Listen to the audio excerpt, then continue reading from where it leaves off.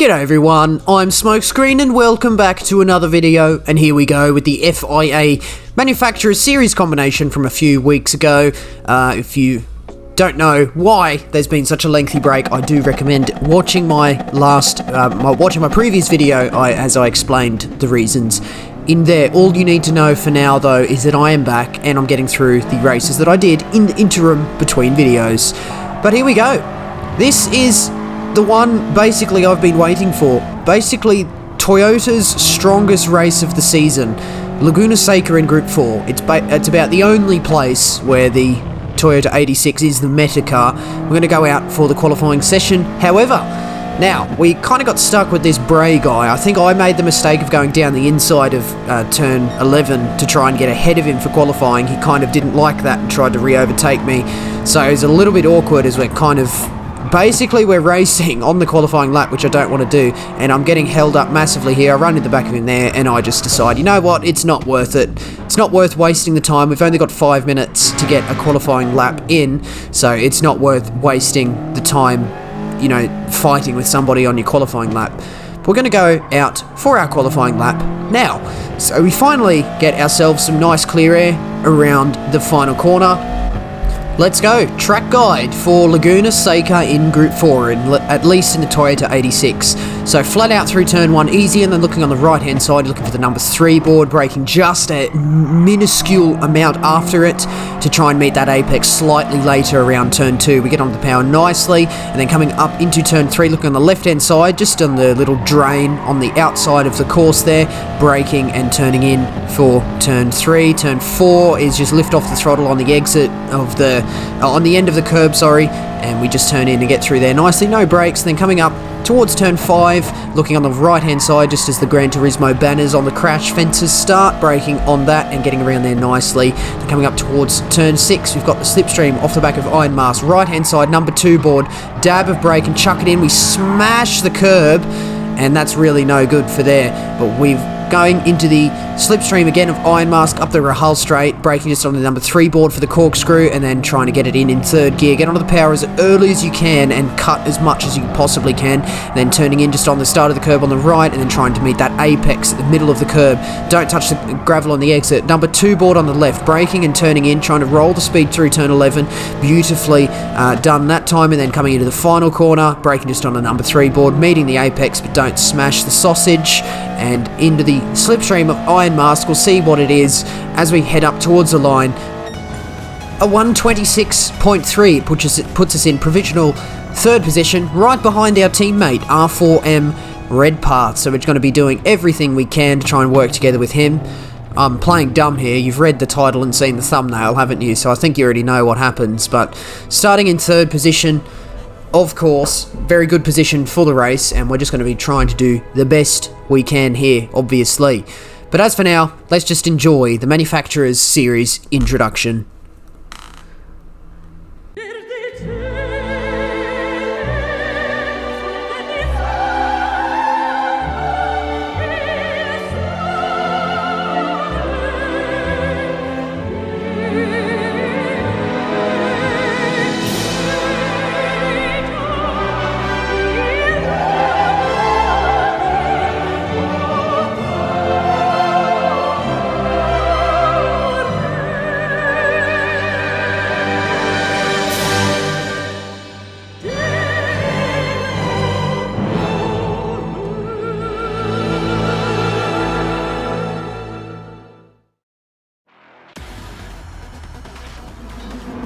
Lovely, as always, we meet ourselves on the grid.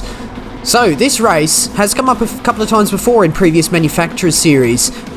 The key difference, however, is that now we've got a massively long pit time, so now we try and avoid the pits as much as we possibly can. So you already know that Laguna Seca was notorious for its extra long pit times. It's now even longer, it's like 30 seconds, it's ridiculous. So we're trying to avoid the pits at all costs, which means that this race is now, instead of like a 2 or 3 stop like it was, it's now a no stop, sorry. So we're on hard tyres. There's all 3 tyres available, but only the hard are mandated, which means we're going to be doing the entire race distance on the hard tyre, which is a pretty shocking affair, to be honest. These hard tyres feel pretty awful, especially after you practice and qualify on the soft. once you go onto the hard at the start of the race, it's like you're not used to it, you're sliding all over the place, it's really not very nice at all. But what I wanted to do for this race is I basically wanted to be ahead. I say that all the time, don't I? I'm not really one that likes to stick behind. Some people love the slipstream. Some people love to just sit in someone's slipstream and lap like that. I'm very much a clear air. I love clear air. I like my downforce. I want the car to feel as close as practice as possible, because that's where I can get my best lap times. And generally speaking, that's most tracks. You know, there are some tracks I obviously want the slipstream, like if we ever do special stage Route X, I'd be pretty stupid to want to want clear air for that. But in this particular case, a lot of corners, I want the downforce, so this 86 feels really nice in the corners, which there are a load of in comparison to the straights. So that's what I want. Unfortunately, with this particular dynamic here, all these FF cars are very strong at the start of the race. So the leader, CO-0-9, has streaked away in the lead. Max Mayhem is also looking to make inroads on myself and Redpath, the R4M duo here, and he has successfully done that. He's muscled his way through up into second position, and you know, I'm really not too worried about these FF cars. I go for this move, I miss my braking point and slam into the side of my teammate. That's not very friendly of me at all, and this guy here, Guka, the Alfa Romeo, gets the move done. I have to redress this. I put my left indicator on to indicate to Redpath to make his way up the inside of turn 5 to redress that position. I have to do that. He's my teammate, I can't be making contact with him, so he unfortunately gets a 2-second penalty for contact with the Alfa Romeo as I waved him through. So this race is going downhill very fast, and I'm feeling like a pretty terrible teammate at this point. I've run into the back of Redpath. It's made myself susceptible to Superstar, and Hervenedez is, I think, how I'm supposed to pronounce that. I've never seen that name before, so I've had zero practice at pronunciations of it, but there we go. We managed to hold on to 6th position, although I get a load of contact from my left-hand side to get shoved into the gravel. I lose a further position to hard road, and I'm down in 8th. This race has already gone downhill very, very, very quickly. I've lost, 1, 2, 3, 4, 5 positions from a stupid move on my teammate. Like, that's ridiculous. Smokescreen, what are you doing, mate? If you've got a teammate, your only job is to not crash into each other, and I've somehow only managed to crash into my teammate in this race. Going to lose a further position to the Lamborghini, but he does brake a little bit early. Gives me the opportunity to go around the outside, but I get stuck into the marbles, and the Lamborghini makes his way up into 8th. I'm down into 9th. I'm falling backwards hard and fast, and unfortunately my teammate is going to be serving his penalty on this lap, so that's probably going to drop him further back in the field.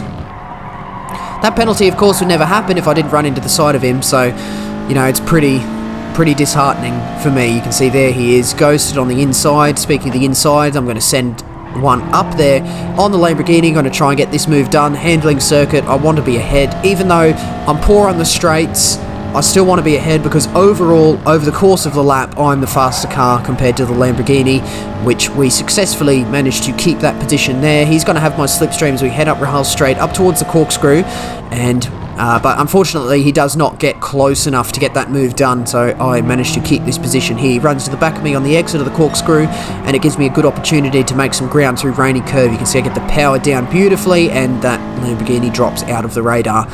So, hard road is firmly up behind Redpath there, heading into the final corner, so Redpath is probably going to be very susceptible to a move down the straight, as am I, but do I just about have the slipstream? I do not. I've got a 1-second gap to hard road ahead, and Shin in the Lamborghini behind. In addition to having the strong straight line speed of that Lamborghini, he also has my slipstream, although he hasn't quite taken it down that straight, has he? He's sticking behind me. Maybe he thinks at this point that I am the faster car, because it's all the corners, but he does manage to not try and re-overtake me. We skip ahead to lap 5. We all stayed the same. I caught up to the back of this pack up ahead. Just set my fastest lap currently of the race, 1:29.1. Not a bad in-race lap there. But we're going to be looking around the outside of turn 5, around the outside of the Subaru, another handling car, although it is going to be 4-wheel drive, that car.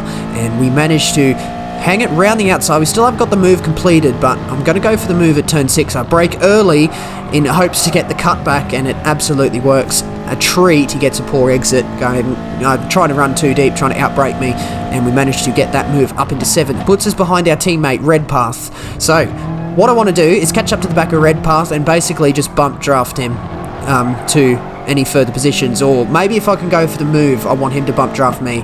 But we run into the back of him there. Another Porsche to contact with my teammate. I'm feeling pretty terrible at this point, so I flash my hazards there in hopes that he looks behind. Nice big front indicators on the Toyota 86, so he probably would have seen if he looked behind at the right time.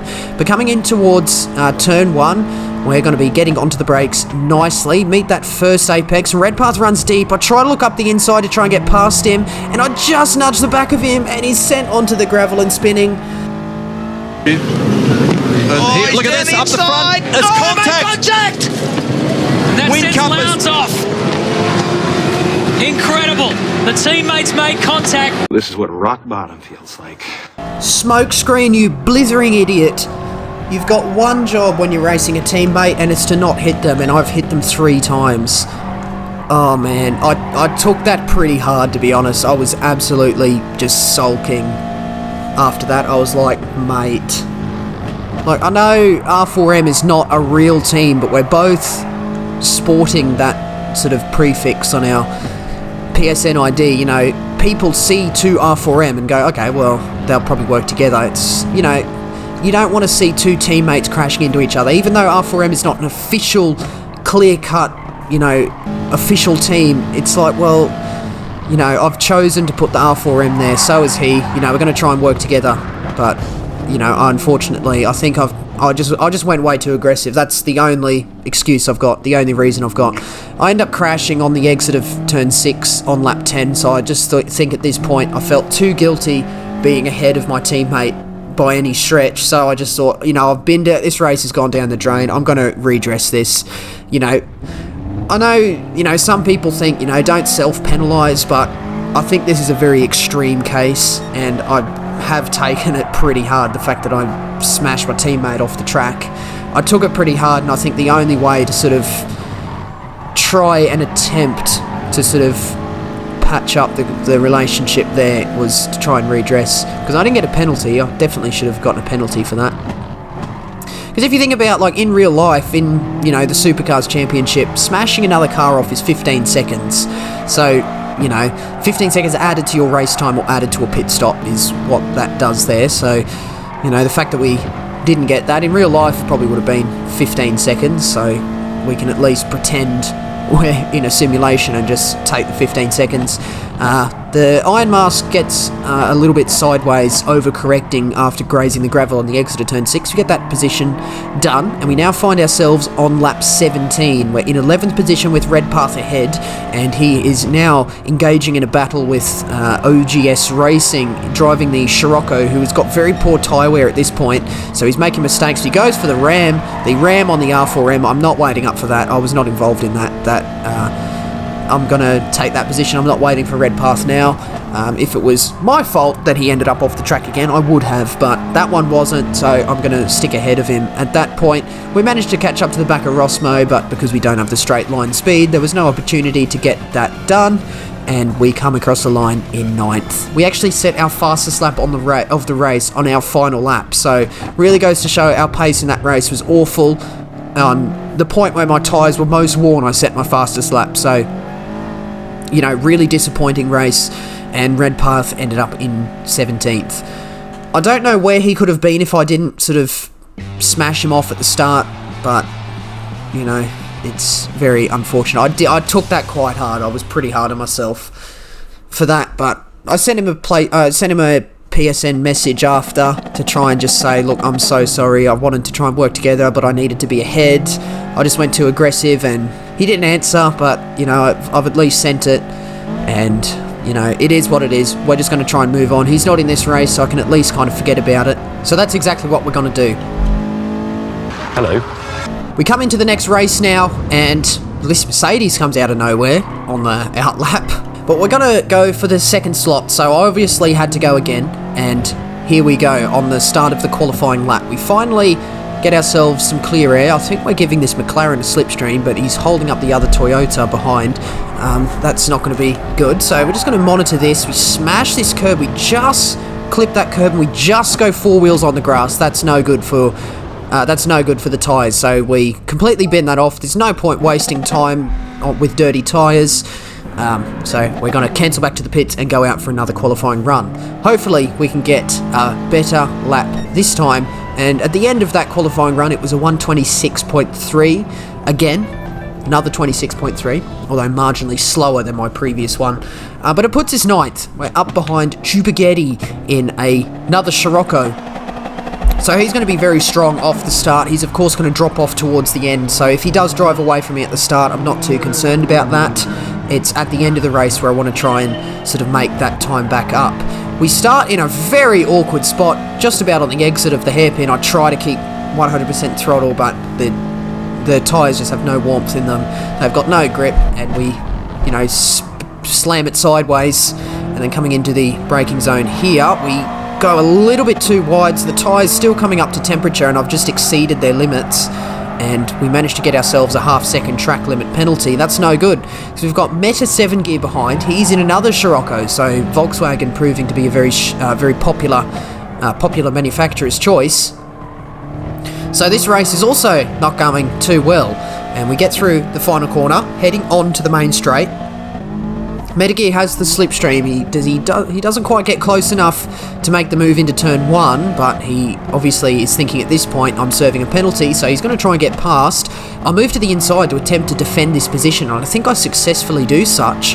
On the exit, I'm able to get the power down better than Meta 7 gear is with the front wheel drive Scirocco there, and I managed to just about keep the car ahead, but I get 4 wheels on the gravel on the exit of turn 6. I'm focusing too much on Meta gear and not enough on myself, and now I've got dirty tyres, so Meta 7 gear gets that position up. You can see we're sliding very deep into the corkscrew, sliding on the exit, and we get overtaken for the first time by Ace down into 10th, driving the Citroen GT, and we're down in 10th, so no good. I want to be sort of up off the back of that front pack at this stage in the race, trying to make inroads in there, but instead I'm 5 seconds off the back of the pack with 2 cars in between. So we're just going to try and stay behind Ace now. We've got the slipstream off the back of him, but he's going to have the slipstream off the back of Meta 7 gear, so that's going to keep him ahead of me. Someone's binned it on the exit of the final corner of lap 6, and we make our way up into 9th, and then heading into the Andretti hairpin for the 11th time. So we're skipping through this race quite quickly. We run very wide there. I'm going to try and just keep the car under control. Just going to try and sort of pick our way through. You can see Meta 7 gear struggling by this point in the race. So Ace is caught right up to the back of Meta gear there. On the exit of turn 3 is a very difficult place for these FFs. This corner coming up, turn 5, is also very difficult for the FFs as well. He's going to try and hang it around the outside, but he gets a little bit of a bump by Ace that allows Ace through. So I'm going to say thank you very much. I'm going to follow Ace through. I've now got the inside for turn 6 from Meta 7 gear. He's going to struggle to defend that round the outside, given the shoddy tyre wear of his Scirocco at this point in the race. So you can see he's now lost 2 positions on this one lap. Evidence of him dropping back thanks to tyre wear. So coming into the corkscrew, as long as we can pull it up nicely and drop down nicely. Yep, look at that. He's dropped out of the radar. So now into the slipstream of Ace. We're going to be trying to get a move done. That Citroen GT MR car, I believe. So his rear tyres are going to be going off a little bit, evident by the sliding through turn 11. So we've caught up a little bit of ground there.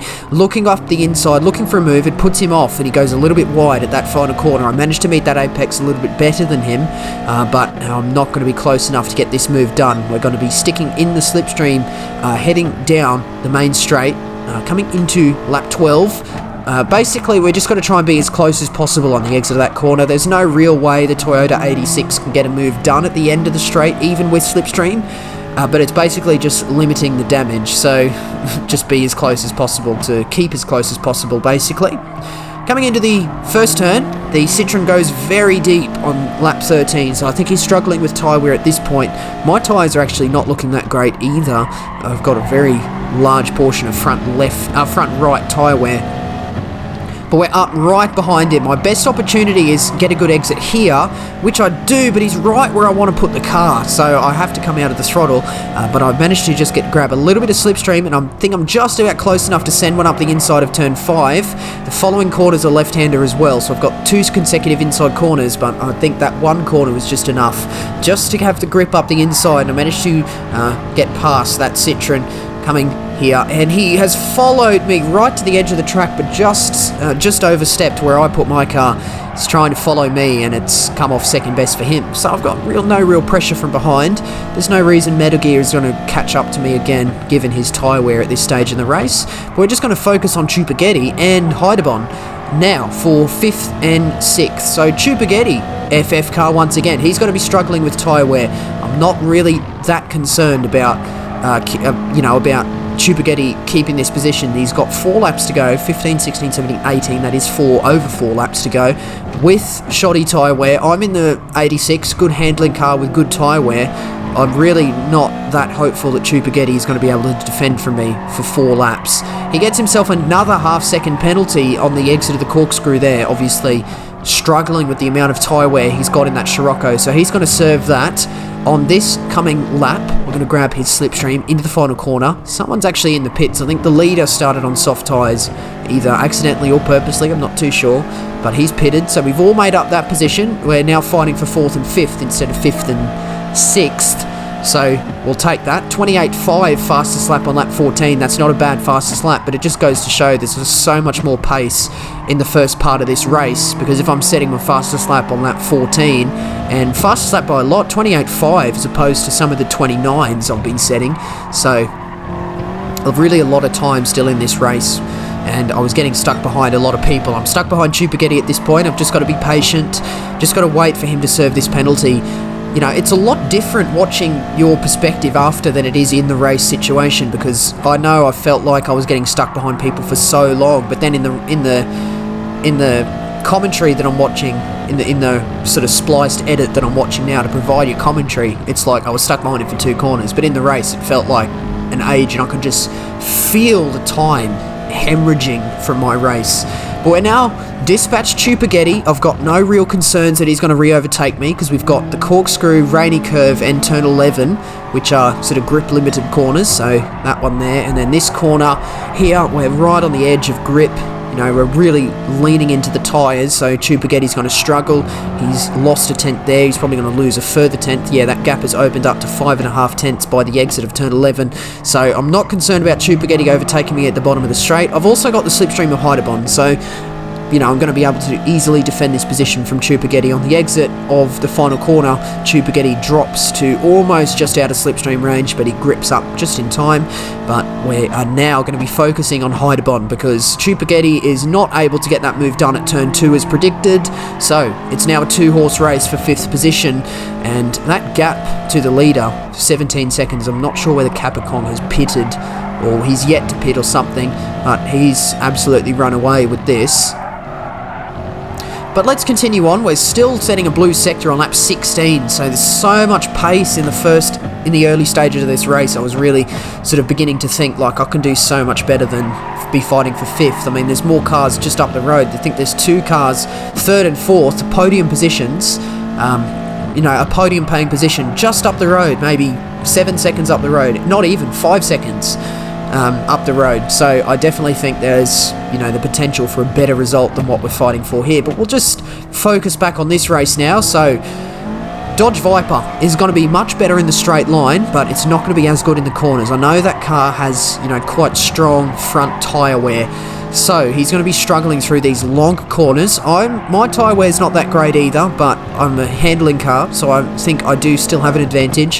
However, he's going to have the straight line speed, so the only thing I can hope for at this stage is to remain close as possible through the final corner, get as much slipstream as possible, and try and overtake him into turn 5. If I can just keep close enough, I should be able to get that done. I've got 2 laps to do it, and we'll follow along from here to the end and see how we managed to get that done, closing in a lot of ground under braking. We're still 17.2 seconds off the leader, so I think we're running at about the same pace. Finally, now that we've got some good slipstream and we're not really getting held up too much, we managed to meet that apex nicely. Just grazed the gravel on the exit of turn 3, but it's not to worry. I'm still setting a blue sector in that first sector, so, you know, it really goes to show how much time there's left here. But we're in the slipstream, coming up towards turn 5. I think this is where I'm going to try and get it done, and he runs a little bit wide, so I'm going to try and get onto the power as early as I possibly can, but he's got that straight line advantage. He's able to open that gap up slightly. I'm going to feint to the inside to try and scare him into a mistake at this corner. Let's see if he manages to do that. The answer is no. He manages to ride that curb on the exit nicely. However, he has a slightly poor exit. I've got the better speed coming out of turn 6 there, so maybe this Toyota 86 has good mid-speed acceleration, but who knows. Coming in through rainy curve, I try to go for sort of a later, straighter, faster exit than Heidebon does. He tries to get the speed, carry the speed into the corner. Doesn't quite work there because I want to try and get a move either at turn 5 or here and hopefully defend, but we're right on his tail, so he's going to be struggling a lot with tyre wear. He flashes the hazards, not quite sure what he's trying to communicate there, trying to say thank you or something. I didn't really do anything to him, but I'm all over the back of him at this point. He's streaked out a little bit of a gap. I've dropped behind him just thanks to the straight, but coming into this handling section again, which is basically most of the lap here at Laguna Seca, and we are not quite as close as I'd like to be heading through here, but now we're going to just be focusing on this corner, which we hit the inside sausage. That's not good, but we've got turn 4. This is our sort of a good opportunity. If we can get a good exit here, I don't think we've quite done it. I've not quite done enough to get this move where I wanted to do it, so I'm going to have to go for it at a little bit of a more unorthodox place. Then turn 5, which is probably the best place in this car to get moves done because you've got short straights following, so it's difficult for a car to re-overtake you. But as long as we can get a good run through here, maybe we can get something done at the corkscrew. He just grazes the gravel on the exit there. It gives me the opportunity to look around the outside. Well, it's technically the inside for turn 7, but the outside for the main part of the corkscrew. I managed to just about outbrake him. We're going to run side by side through the corkscrew. There's a marginal amount of contact as I just exceed track limits. I think the contact will save me the penalty because the game will think I was pushed into it, but I think at that point I probably would have got the penalty by now. I've gotten around the outside of Heidebon at the corkscrew and he's dropped out of the slipstream range already, so it just goes to show I think I was still getting held up by him in the later stages of that race, but that little bit of fighting has just extended the gap to the lead to 18.3 seconds, but overall we bring home a 5th position. Not a bad result, to be honest. I mean, where did we qualify? I don't even remember, but 5th, you know, I'll take that.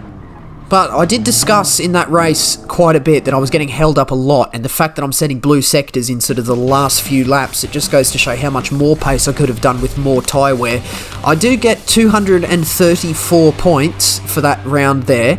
I'll go up 4 positions actually, so, you know, a good race there. 234 points, it's over that 220 point barrier, which I consider to be a success. But I'm over that, but I knew I had a lot more pace. I think, or I thought at the time, I could do better than that. I actually went again.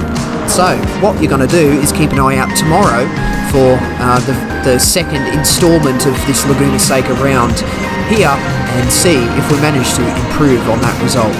But as for this video, that's going to finish this one up, so do hit that like button if you enjoyed and do subscribe. If you'd like to see more videos from me, do leave a comment as well. Questions, comments and constructive criticism as always, very much appreciated.